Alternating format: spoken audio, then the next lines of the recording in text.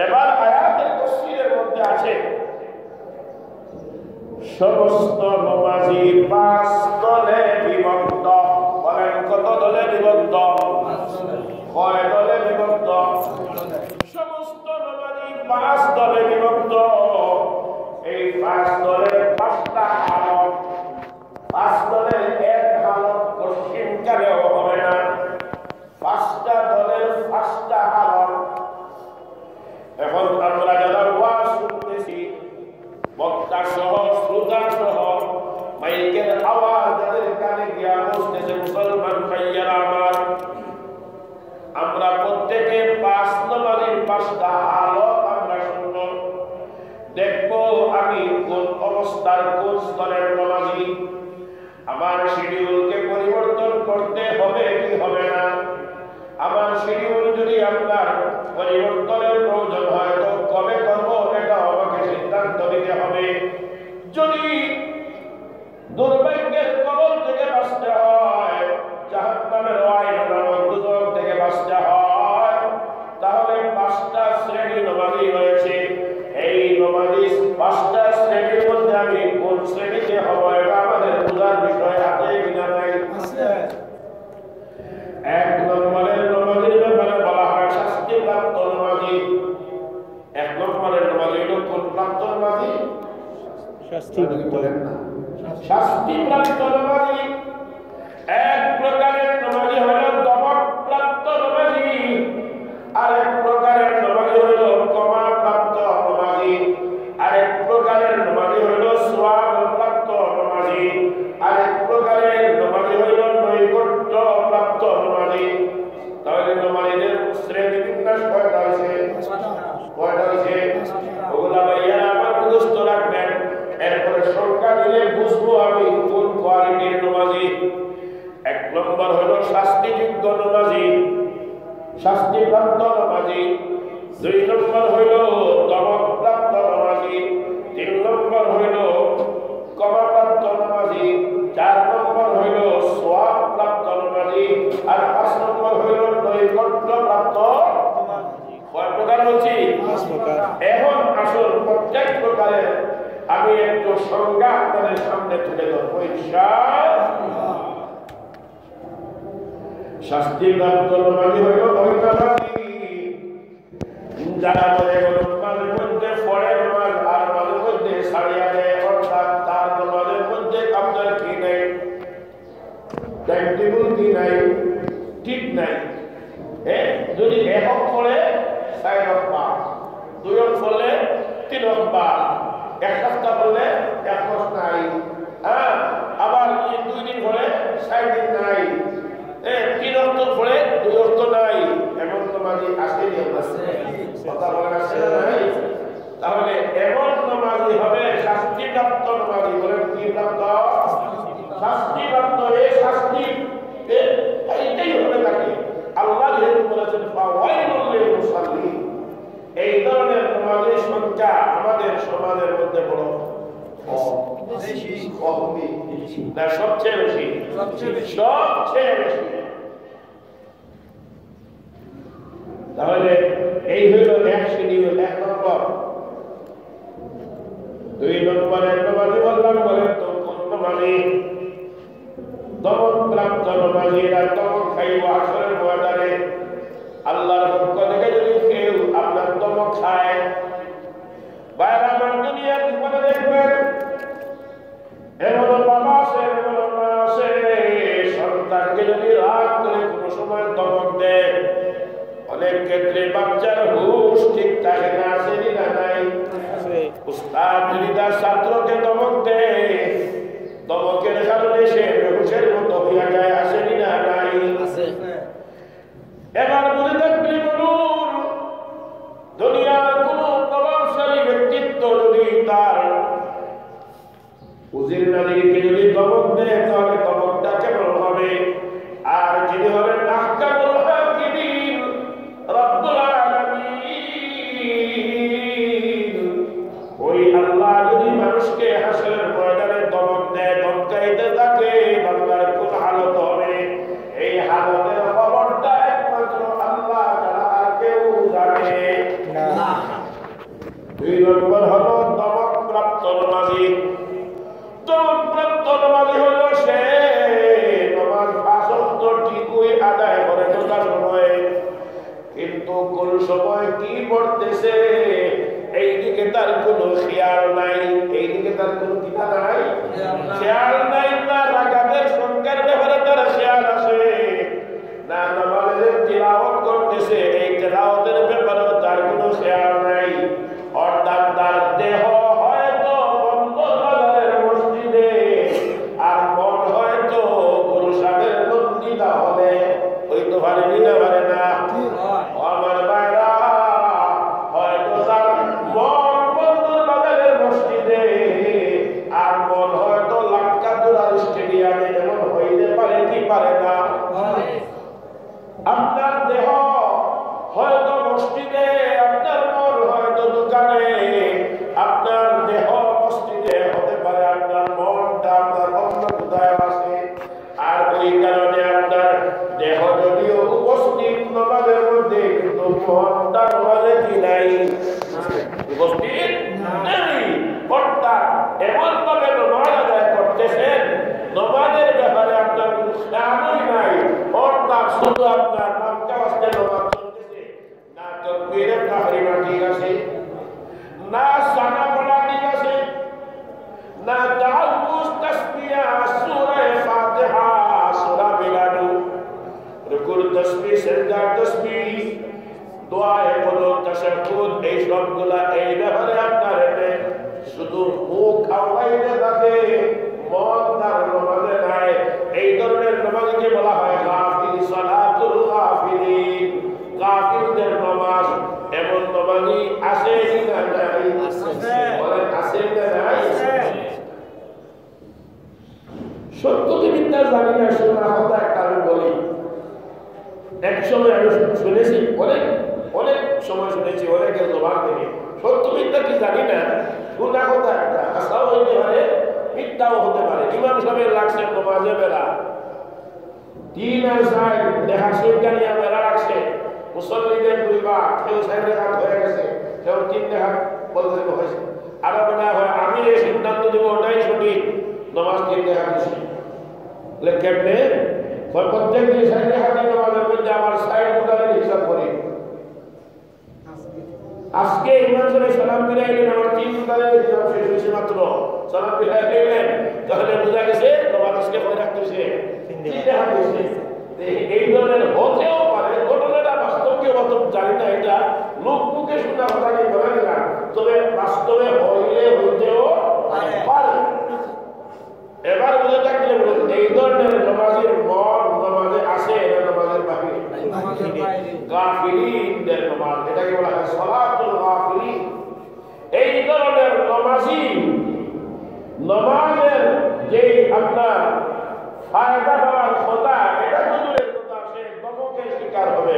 তাকে দমকেই হয়েছে এই গেল 2 শ্রেণীর নামাজি। 3 নম্বর শ্রেণীর নামাজি সম্পর্কে বলা হয় সালাতুল মাগফুরিন।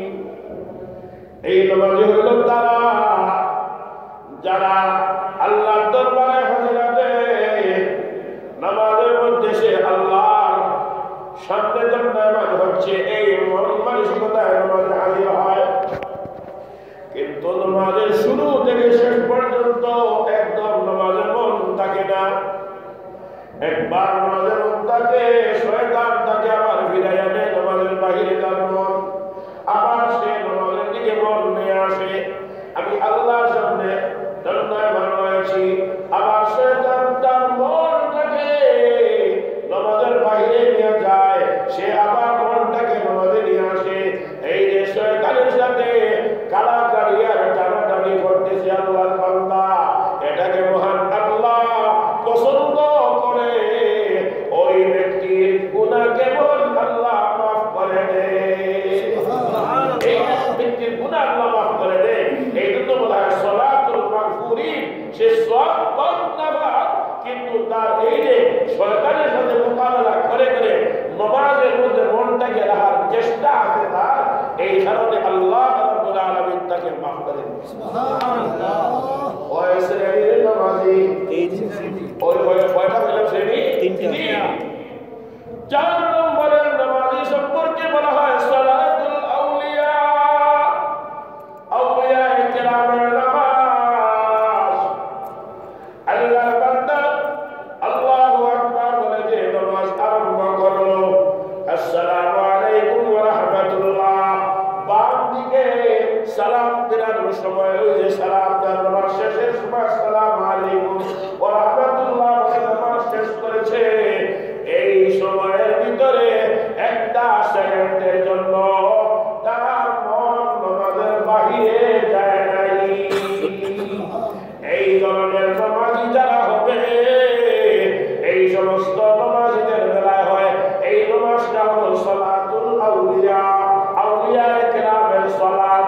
এই সমস্ত আপনার নিয়ম কানুন রক্ষা করে যারা নামাজের ফরজের প্রতি, নামাজের ওয়াজিবের প্রতি, নামাজের সুন্নাহ মুস্তাহাবকে লক্ষ্য রেখে যারা নামাজ আদায় করবে, ওই মানুষকে সালাতুল আউলিয়া, আউলিয়া কেরামের সালাত বলা হয়। এইভাবে যদি নামাজ আদায় করতে পারে তাহলে এই নামাজের কারণে আল্লাহ পাক তাকে সওয়াব দান করবে। আর ওই নামাজি যারা হবে এরা নামাজ আদায় করবে, ঘুষের দ্বারেও যাবে না, নামাজ আদায় করবে, সুদের দ্বারেও যাবে না, নামাজ আদায় করবে, মদ পানের কাছেও যাবে না, নামাজ আদায় করবে, দুর্নীতির দ্বারের কাছেও যাবে না। এই 4 নম্বর তফায় এসে নামাজ আদায় করবে। এই সমস্ত নামাজীদের বেলায় মহান আল্লাহ বলেন, ইন্নাস সালাতা তানহা আনিল ফাহশাই ওয়াল মুনকার ওয়া লাযিকরুল্লাহি আকবার। তাহলে 6 নম্বর শ্রেণীর নামাজের কথা বললাম। 4 নম্বর, এই 4 পর্যন্ত হিসাব করেন আমরা সে কোন স্তরের নামাজি এবং আমরা যে স্তরের নামাজি আছি শিডিউল আমাদের পরিবর্তন করতে হবে কি হবে না। আমার সিদ্ধান্ত আপনি দিলে হবে না, আপনারটা আমি দিলে হবে না। সুস্থ বিবেচনায়, সুস্থ মস্তিষ্কে আপনার নিরপেক্ষ দৃষ্টিতে চিন্তা করার দরকার আমি কোন লেভেলের নামাজি, শিডিউলটা কি আমার জায়গা থাকবে না পরিবর্তনের দরকার। এটা আমারটা আমি যেভাবে বুঝবো আপনি এটা আমারটা বুঝবেন না। অদুষ্ট বুঝুন এবার বুঝে থাকলে বলুন যে যে লাইনে আসি, নামাজের যে যে স্তরে আসি, এবার বলেন তো 1, 2, 3 এই যে 3টা প্রথম 3 শিডিউল, প্রথম নম্বরে যদি আমি হয় থাকি এটা আমার ধ্বংস অনিবার্য। বলেন ঠিক নেই? আমি যদি প্রথম আপনার যে নম্বরে যে নামাজের কথা বললাম আপনি এই স্তরের আমি হয়ে থাকি তাহলে আমার ধ্বংস, জবান করে বলে আমার ধ্বংস অনিবার্য। 2 নম্বর স্তরে যদি হয় তাহলে আমি দমকের শিকার হবো। আর এই দমক খাইলে, আল্লাহ দমক খাইলে আমার কোন হালত হবে এটা আল্লাহ পাক ছাড়া দুনিয়ার কেউ বলতে পারবে না। 3 নম্বর স্তরে যদি আমরা হয় তাহলে আমরা কমা হইব। আর 4 নম্বর শ্রেণী হইলে সওয়াব লাভ করতে পারবো। এই 4 পর্যন্ত উম্মতে মুহাম্মদিয়া সহ উম্মতে মুসলিমা, আমাদের আগের উম্মতের নবীর উম্মত যারা আছে এরাও এই 4 শ্রেণীর মধ্যে সীমাবদ্ধ। 5 নম্বর তবকার নামাজি এটা হলো সালাতুল আম্বিয়া। এর সালাতুল আম্বিয়া 5 নম্বর তবকার নামাজি হলো তারা যারা নামাজের শুরু থেকে নিয়ে নামাজের শেষ পর্যন্ত এরা ডাইরেক্ট আল্লাহর সাথে কথোপকথনে লিপ্ত থাকে। তাহলে কোন উম্মত এই তবকায় পৌঁছা কিনা সম্ভব না। তাহলে বোঝা গেল 3 নম্বর অন্তত আমাদের শিডিউল 3 আর এর চেয়ে ভালো হইলে 4। এই যে 2 শিডিউল বললাম 3 আর 4, এই শিডিউলে যদি আমি থাকতে পারি আশা করা যায় রব্বে করিম আমাকে যদি দয়া করে মাফ করে দেন তাহলে আমার নাজাতের ব্যবস্থা আল্লাহ চাইলে করতে পারেন কিনা? আল্লাহ পাক দুনিয়ার জীবনে চাইলে আমাকে সমস্ত অন্যায় অনাচার অবিচার পাপাচার বেহায়াপনা বেলাল্লাপনা নির্লজ্জতা অশ্লীলতা এসবগুলো থেকে রব্বে করিম আমাকে কি দিবেন? মা আপনার এই ভাষার জন্য তৌফিক দিয়া দিবেন যদি আমার নমাজটাকে কি হয়ে যায়, ঠিক হয়ে যায়। গত জুমায় বলেছিলাম প্রত্যেকটা কাজের প্রতিটা আমলে আপনার দুইটা দিক থাকে। যেমন মানুষের ক্ষেত্রে প্রাণীর ক্ষেত্রে দেখবেন দুইটা অবস্থা থাকে। যেমন আমরা যারা আসি উপস্থিত, আমরা দুইটা বিষয়ের সমন্বয়ে মানুষ। বলেন কয় বিষয়ের সমন্বয়? যারা বলবেন না তাহলে বোঝা গেল কথা বুঝতেছেন না। আমরা কয় বিষয়ের সমন্বয়ে মানুষ?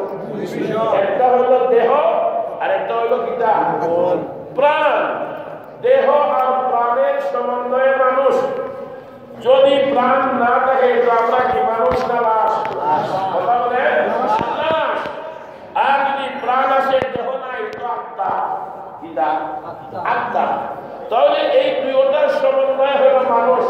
মানুষের মধ্যে যেরকম ভাবে জাহির আর বাতিন দুইটা দিক আছে, ঠিক তেমনি ভাবে ইবাদতের ক্ষেত্রে দুইটা দিক আছে। প্রতিটা ইবাদতের ক্ষেত্রে এর মধ্যে একটার নাম হলো সালাত অর্থাৎ নামাজ। নামাজেরও দেহ আছে প্রাণ আছে। বলেন নামাজেরও কি আছে? দেহ আছে প্রাণ আছে। যদি নামাজের দেহ থাকে আর প্রাণ থাকে না তাহলে এটা লাশ নামাজ। বলেন কি নামাজ? লাশ। অদুষ্ট বুজুর্গ অতএব আমাদেরকে একটু মেহেরবানি করে খেয়াল করে আমরা কথাগুলো শুনি। হুজুর আসার আগ পর্যন্ত আমাদের নামাজের দেহ আছে প্রাণ আছে। যে যদি এইরকম হয় তাহলে এই ধরনের নামাজি নামাজ আদায়ের কারণে আল্লাহ পাক তাকে সব অশ্লীলতার থেকে হেফাজতে রাখবেন। এটা কার ওয়াদা? আল্লাহর ওয়াদা। আমার হুজুর চলে আসবেন তো আমি মাইক ছাড়িয়ে দিব। শুনেন, নামাজের দেহ এক জিনিস, প্রাণ আরেক জিনিস। নামাজের দেহ এটা আমি আরেক দুই জুম্মায় বলেছি। নামাজের দেহ হলো নামাজের মধ্যে যে কয়েকটা ফরজ আছে। নামাজের ভিতরে কয় ফরজ? ভিতরে বলছি নামাজের ভিতরে কয় ফরজ? ওই দেখেন আমাদের ওখানেও বুঝার মধ্যে শক্তি আছে। নামাজের ভিতরে কয়টা? 6টা। বাহিরে কয়টা? 7টা। আমি বাহিরের কথা বলি না, ভিতরেরটাই বলি। নামাজের ভিতরে যে 6 ফরজ ইমাম সাহেবের সাথে জমাতে পড়েন আর একা পড়েন, এর মধ্যে একটা ফরজ এমন যে এটা ইমাম সাহেবেও আদায় করতে হবে, মুক্তদিও আদায় করতে হবে। যেমন তাকবীরে তাহরিমা। বলো কি বলছি? তাকবীরে তাহরিমা। দেখেন আমি খেয়াল বডিটা আপনি তৈরি করতেছি নামাজ। ইমাম সাহেব নামাজ আরম্ভ হলেন আল্লাহু আকবার। এখন আমার ঠোঁট লড়ল না, আমি আসিয়া বললাম মুখ বন্ধ, আমি এরকম তাকবীরে তাহরিমা পারলাম। এমন মুসল্লি এখন থাকতে আসেনি। আমি আজকে এই সেন্ট্রাল মসজিদে বসে একটা ফতোয়া দেই, আর পারলে ফতোয়াটা খণ্ডন করেন এমন কোন মুফতি সাহেব থাকলে।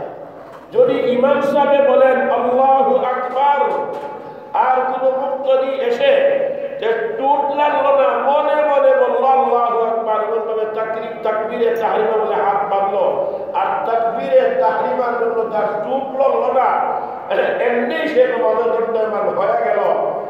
আলিম ওলামা এই মসজিদে শত শত থাকেন। আপনারা এখন যারা আছেন বলেন তো দেখি, প্রথমেই যে সে তাকবীরে তাহরিমাটা বললো না, তার ইমাম সাহেবের পিছনে থেকে আরো সব 500টা ফরজ যদি পুরাপুরি আদায় করেন ফেলে, আর তাকবীরে তাহরিমা সে বলতে পারে না, বললো না, তার নামাজ হবে নি। বলেন হবে নি? হবে না। কেননা তাকবীরে তাহরিমা হলো ফরজ, সকলের জন্য ফরজ। ইমামের জন্য যেমন ফরজ, মুক্তদির জন্য এমন ফরজ। এই ফরজের মধ্যে আপনার কি নাই? কোনো ব্যস্ত নাই। এখন শুরুতেই আমার তাকবীরে তাহরিমা বললাম না, পরে 5টা ফরজ যদি আদায় করেও ফেলি নামাজ হবে? হবে না। হবে না। তাহলে বডি হয়ে গেল আপনার। কথা বলেন ঠিক নেই? তাকবীরে তাহরিমা আল্লাহু আকবার। এরপরে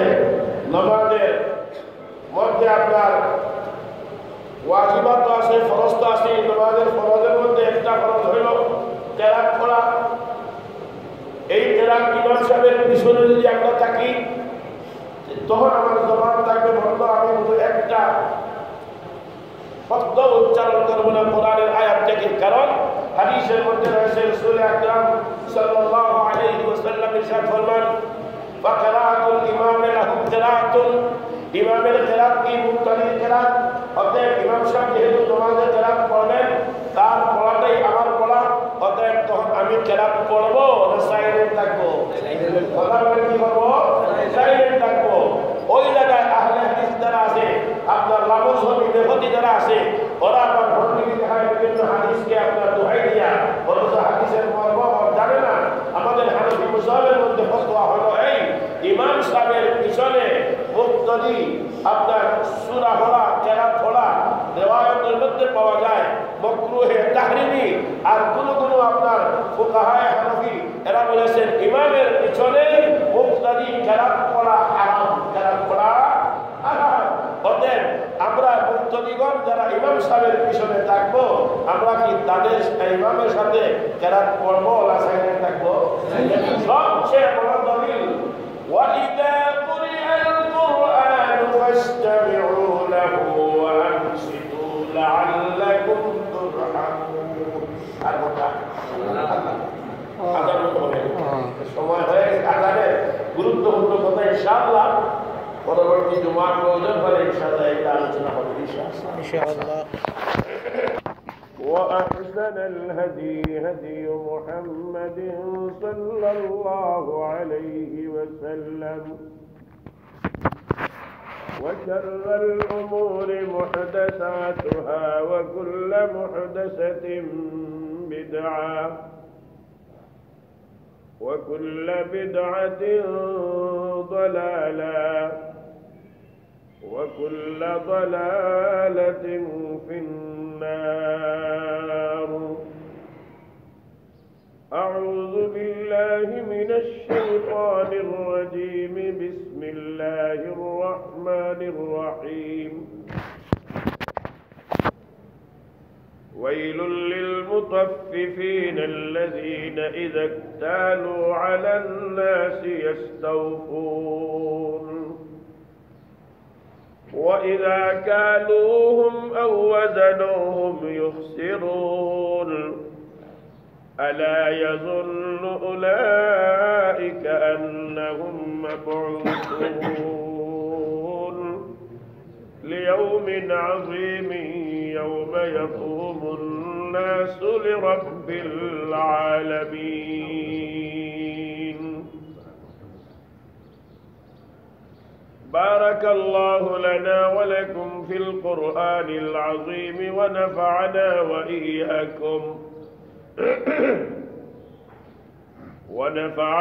وإياكم بالآيات والذكر الحكيم.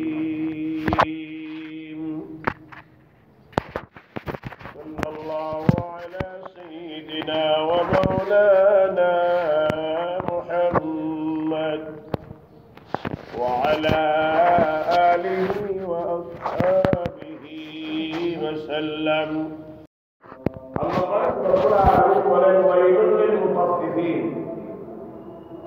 মাপে বা ওজনে কম যারা দেয় এদের জন্য ধ্বংস অনিবার্য। কথাটা আমার আল্লাহ বলেন আল্লাযীনা ইযা তালু আলান নাস ইয়াস্তাউফুন। মানুষকে হচ্ছে গনে বা ওজন করে দেয় তো কম দেয়, আর মানুষের কাছ থেকে যখন গনে বা ওজন করে মেপে আনে তো কি আনে, আনার সময় বেশি আনে আর দেওয়ার সময় কি দেয়, কম। আল্লাহ পাক ফরমান আলা ইয়াজুন, এই যে কাজ তারা করতেছে, দেওয়ার সময় কম দেয়, আনার সময় বেশি আনে। এরা কি এই কথা বিশ্বাস করে না, ধারণা করে না একদিন সে পুনরুত্থিত হতে হবে?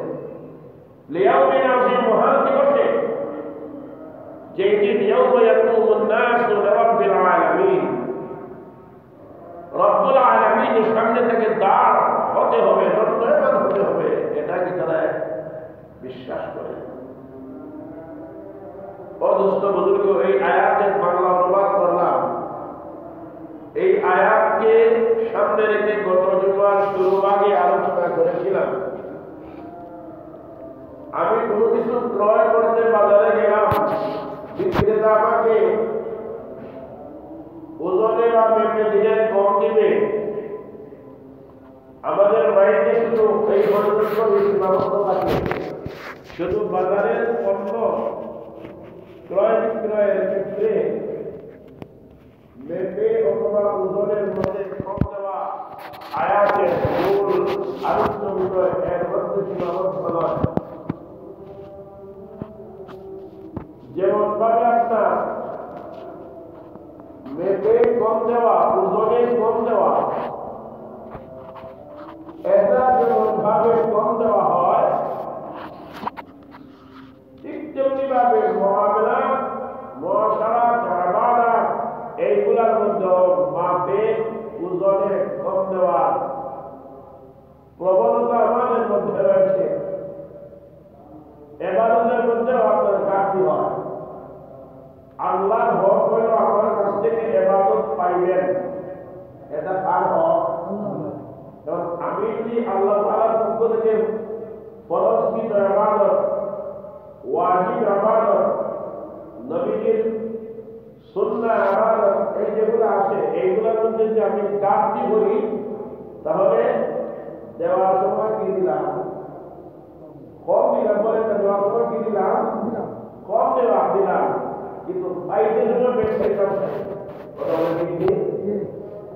আর সময় বলেছিলাম যে আমরা ইবাদতের মধ্যে কিভাবে আমরা কমতি করি। ইবাদতের মধ্যে আমরা হর লাইনে আমাদের কমতির অহরহ এতলেবু উদাহরণ রয়েছে।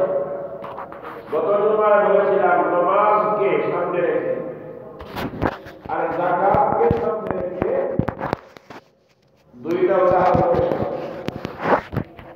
শুধু লেনদেনের মধ্যে কমতি আছে, বিষয়টা এমন ভাবে সীমাবদ্ধ নয়, ইবাদতের মধ্যেও কমতি আছে। একটু খেয়াল করুন, কোরআনে কারীমের মধ্যে আল্লাহ পাক ফরমান, ইন্নাস সালাতা তানহা আনিল ফাহশাই ওয়াল মুনকার। আল্লাহ পাক বলেন নিশ্চয় নামাজ ফাহশা অথবা বেবিচার, অশ্লীলতা, বেহায়াপনা, নির্লজ্জতা, বেরাল্লাপনা, অন্যায়, এই সবগুলা থেকে মানুষকে নামাজে ফিরাইয়া রাখে। বলেন কি রাখে? কি রাখে? ফিরাইয়া রাখে। এই কথাটা আমার কথা, আল্লাহ আল্লাহ মাহের আমরা কম দেই। কথাটা বুঝাইবার জন্য ওইটা আয়াত সামনে রাখলাম, মাইন্ডে রাখবেন। এবার প্রশ্ন হইল, আল্লাহ বললেন নামাজে মানুষকে সব ধরনের অন্যায়, পাপাচার, বেহায়াপনা, বেরাল্লাপনা, নির্লজ্জতা সবগুলার থেকে, সুদ, ঘুষ, মদ, জুয়া, লটারি, বাপ্পা, এই সবগুলার থেকে নামাজে মানুষকে ফিরাইয়া রাখে। কথাটা আল্লাহ। এবার প্রশ্ন হইল, অনেক নামাজি মানুষ এমন আসেনি যারা একদিকে মসজিদে এসে নামাজও পড়ে, অন্যদিকে বেহায়াপনায় লিপ্ত আছে না? মসজিদে এসে নামাজ আদায় করে, অন্যদিকে নির্লজ্জতায় লিপ্ত মুসলমান আছে না নাই? নামাজ আদায় করে 24 ঘন্টা দিবানিশি গুনাহে লিপ্ত এমন মানুষ আছে না নাই? নামাজ আদায় করে সুদের ব্যবসার সাথেও জড়িত, নামাজ আদায় করে ঘুষের সাথেও জড়িত, নামাজ আদায় করে মদের সাথে জড়িত, নামাজ আদায় করে আবার মদের লাইসেন্সের সাথেও জড়িত, নামাজ আদায় করে ঘুষের লাইসেন্স, সুদের লাইসেন্স, অন্যায় লাইসেন্স সবগুলার মধ্যে সে শামিল, আবার মসজিদে সব শামিল। এমন মুসলমান নাই? কথা বলে। তাহলে আল্লাহ যে বললেন, আল্লাহ পাক যে বললেন নামাজ মানুষকে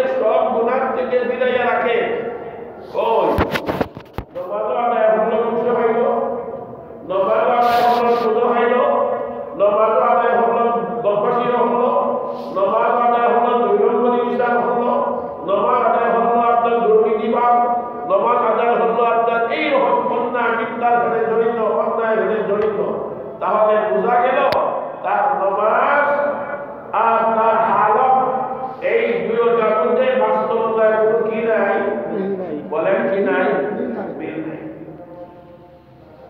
আসলে আমার পূর্বের কথা আল্লাহ বলেছেন ওয়াইলুল লিল মুতাফফিফিন, ওজনে মাপে কম দেনেওয়ালা ব্যাপারে আল্লাহ বলেন এদের জন্য ধ্বংস অনিবার্য। বলেন এদের জন্য কি অনিবার্য? ধ্বংস অনিবার্য। আসলে নামাজীদের বেলা আল্লাহ পাক ফরমান ফাওয়াইলুল লিল মুসাল্লিন, নামাজীদের জন্য ধ্বংস অনিবার্য। এই কথাটাও তার যে আয়াতটা আমরা আলিম আওয়াম সবার মুখস্থ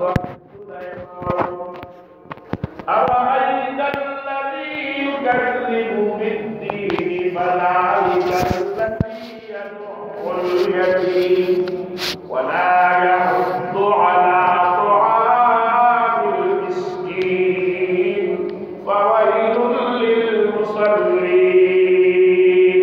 আল্লাহ বলেন ফাওয়াইলুল লিল মুসাল্লিন, নামাজীদের জন্য ধ্বংস অনিবার্য। এবার এমনভাবে ফেরাল ভাবনা, এমনভাবে নির্লজ্জতা, এমনভাবে বেপরদা, এক কথায় সব অপরাধের সঙ্গে এসে জড়িত। আবার মসজিদের কমিটির মধ্যেও জড়িত, মসজিদের মুসল্লিদের মধ্যেও জড়িত, ভালো কাজের মধ্যেও সে জড়িত। এমন মানুষ নাই, কথা বলে আমার ভাইয়া আছে। আল্লাহ বললেন নামাজীদের জন্য ধ্বংস অনিবার্য।